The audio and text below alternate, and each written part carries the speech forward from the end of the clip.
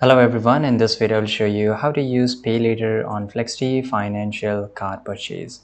So first of all, generally it's required in online purchase. The first one is that select payment method.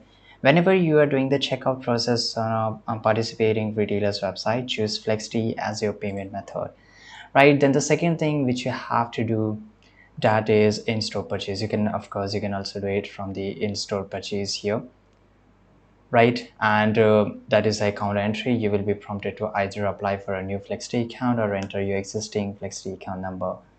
You can also choose financing plan. After entering your account details, select a financing plan that suits your budget. Option typically includes equal monthly payments, deferred payments, using it like a regular credit card.